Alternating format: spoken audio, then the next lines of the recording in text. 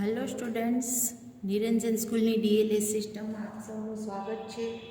આપણે અત્યારે તમારે સ્ટાન્ડર્ડ 6માં ચેપ્ટર 4 યુનિટ 4 આપણે સ્ટાર્ટ કરવા જઈ રહ્યા છીએ. તો આપણે જે એક્ટિવિટી 1 જે છે એમાં પોયમ છે, તો પોયમનું આપણે અત્યારે રીડિંગ કરીશું. ચલો, પેલું છે, થોડીક સ્ક્રીન મોટી કરું. જો ચલો, vote will you have, a ball or a cake? એવું કહે છે કે તમારી પાસે શું છે, બોલ છે કે કેક છે? A cake is so nice, yes that's what I will take. એવું કહે છે કે કેક પણ બહુ સરસ છે, cake is so nice, yes that's what's I will take. તો હું શું લઉં એમ. બેય સરસ છે, કેક પણ સરસ છે અને બોલ પણ સરસ છે. What will you have, second line, what will you have, a cake or a cat? બરાબર. A cat is so soft, a cake is so soft, I think I shall take that. એવું કહે છે કે cake પણ એટલી soft છે, cat પણ એટલી સોફ્ટ છે, I think I shall take that. તો મારે કેટને લેવી જોઈએ, મારા મત પ્રમાણે મારે કેટને લેવી જોઈએ. થર્ડ વાળું છે, what will you have, a cat or a rose? બરાબર. હવે પાછું કેટ લીધી એને, એટલે પછી એવું કહે છે કે વોટ વિલ યુ હેવ, તમારી પાસે શું છે, કેટ ઓર એટલે અથવા, કેટ અથવા rose. A rose is so sweet, I shell have that, I suppose. તો મારે લગભગ સપોઝ મારે આ જ લેવી જોઈએ, રોઝ લેવું જોઈએ. પછી ફોર્થ લાઈન છે, what will you have, a rose or a book? તો a book full of pictures, oh do let me look. ચલો, મને જોવા દો. લેટ મી એટલે પરમિશનવાળો શબ્દ છે, કોઈની પાસે આપણે પરમિશન લેતા હોય એ અર્થમાં છે ઓ ડુ લેટ મી લુક, મને જોવા દો એમ. બરાબર. હવે આમાં જે રાઇમિંગ વર્ડ્સ જે છે, બરાબર, એ આપણે લખશું. કેકનું છે તો કેકની નીચે શું છે, કેકને રાઇમિંગ વર્ડ્સ એના લયમાં છે ટેક. એ રીતે રોઝનું સપોઝ, બુકનું લુક અને કેટનું ધેટ. બરાબર. એ જ સેમ ટુ સેમ વર્ડ્સ તમારે આઈડિયલમાં પણ આપેલા છે, એટલે આઈડિયલમાં આપણે અત્યારે એનો અભ્યાસ કરીશું. જુઓ,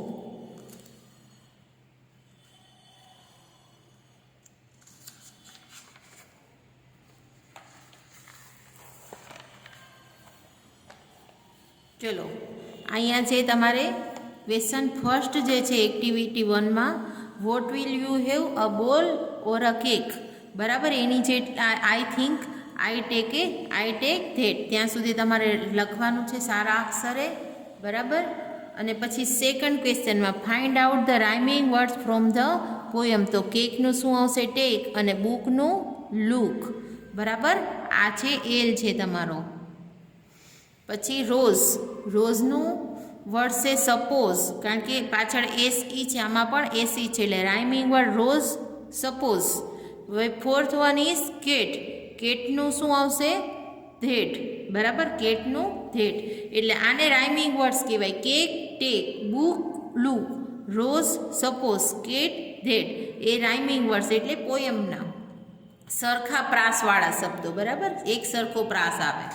હવે ત્રીજું છે, what is nice, a cake is nice?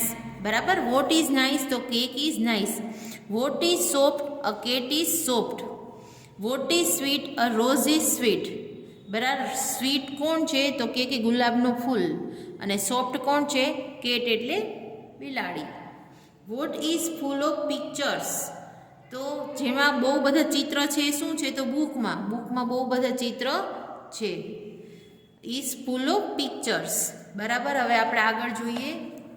ચલો, give answer in a, tick right. બરાબર. હવે આમાંથી એમાં આપણે આન્સર લખવાનો છે અને એને અકોર્ડિંગ આમાં રાઇટ કરવાનું છે. એમાં જવાબ લખો અને બીમાં યોગ્ય વિકલ્પ પર રાઇટ કરો. First one is, what will you think? તમે શું ડ્રિંક કરો છો, તો કે tea. It's hot, it's angry, it tasty, તો ઇટ્સ હોટ. તો આપણે હોટ ઉપર આમાં રાઇટ કરેલું છે. Second, what will you eat? તો એપલ. એ કેવું છે?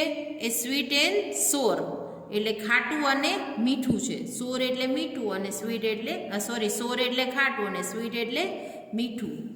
Third one is what will you smell? તમે શું સ્મેલ કરો છો? તો કે રોઝ ઇઝ નાઇસ. રોઝ કેવું છે? મસ્ત, સરસ છે. What will you go? Where will you go? તમે ક્યાં જાઓ છો? તો કે ઇન્દ્રોડા પાર્ક જઈએ છીએ. એ કયું છે? તો રિવર સાઇડ પાસે આવેલું છે. બરાબર. આની જગ્યાએ તમે કોઈ પણ તમારી ફરવાની પ્લેસ તમને ગમતી હોય લખી શકો. આ બધી જ ખાલી જગ્યા જે છે એમાં તમને ગમતું, અહીંયા મેં વોટ વિલ યુ ઈટ, તો તમને જે ભાવતું હોય એ લખી શકો. It's tasty. તમને મનપસંદ વસ્તુ અહીં લખી અને આમાંથી જે પણ હોય, ધારો કે સ્પાઇસી તીખું હોય તો એના ઉપર રાઇટ કરો.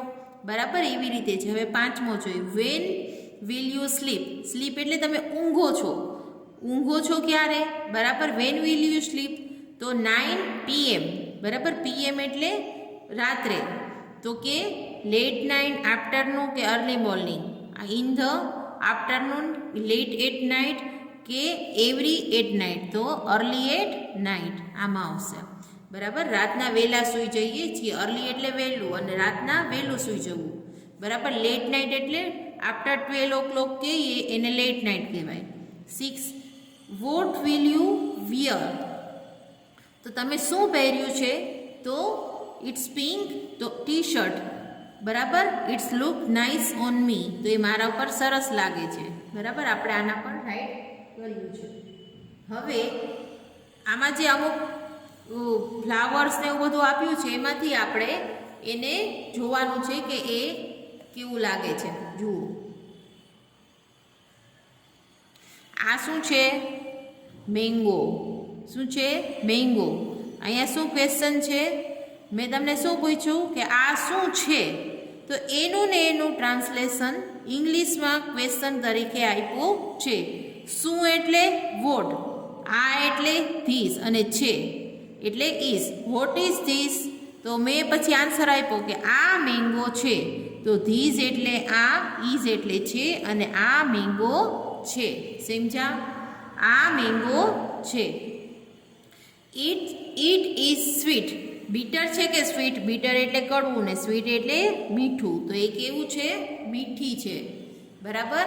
હવે આપણે જોઈએ અહીંયા વોટ ઇઝ ધીસ? આ શું છે?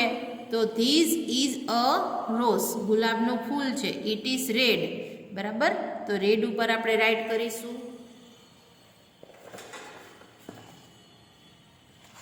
હવે અહીંયા છે ત્રીજું.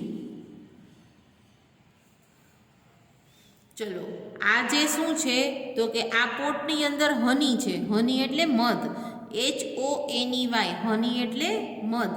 આ પોટની અંદર શું છે? મની છે. તો એ હની છે. સોરી. It is sweet. એ કેવું છે? મીઠું. બરાબર. હવે ચોથું છે વોટ ઇઝ ધીસ? તો આ શેનો ફૂલ છે? સૂર્યમુખી. એને ઇંગ્લિશમાં કહેવાય સનફ્લાવર. તો આપણે સનફ્લાવર પર રાઇટ કરીશું. બરાબર. પાંચમું છે એ કેવું છે? યેલો. યેલો એટલે પીળા કલરનું. હવે વોટ ઇઝ ધીસ? આ શું છે?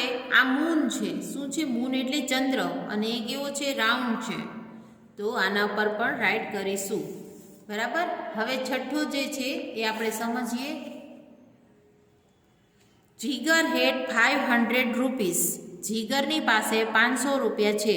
He went to a cinema. એ એક જગ્યાએ પિક્ચર જોવા જાય છે. ગયો તો.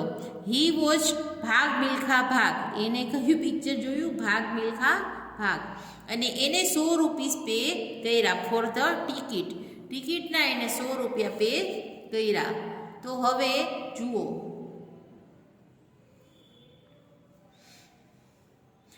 In the interval he bought 2 packets of popcorn. એને 2 પેકેટ પોપકોર્નના લીધા. He paid 50 rupees for each packet.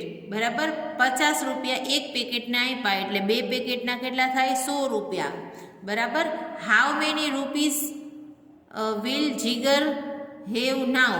તો હવે એની પાસે કેટલા રૂપિયા હશે?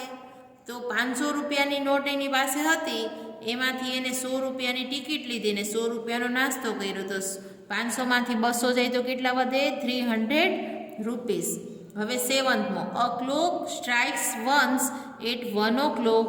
બરાબર, a clock strikes once at 1 o'clock, twice at 2 o'clock, thrice at 3 o'clock, so on. How many times will it strikes at 12 o'clock? તો કે 12 ટાઈમ.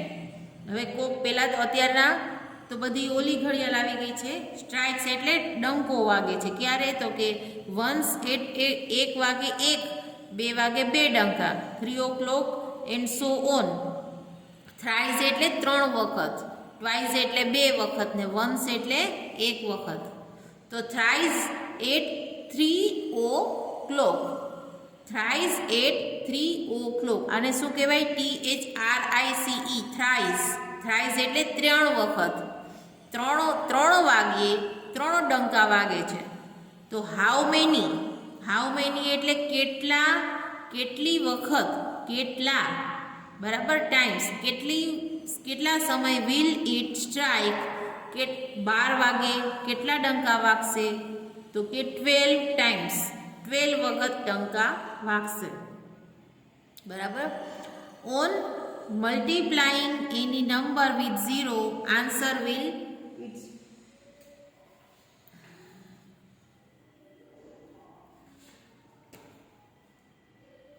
શું આવશે? આનો આન્સર 0. કોઈ પણ નંબરને 0 સાથે મલ્ટીપ્લાઇંગ કરી તો આન્સર વિલ ઓલવેઝ બી 0. ચલો મિત્રો, આપણે અહીંયા સુધી રાખીએ છીએ. પછી નેક્સ્ટ લેક્ચરમાં આપણે એક્ટિવિટી 2 થી સ્ટાર્ટ કરીશું.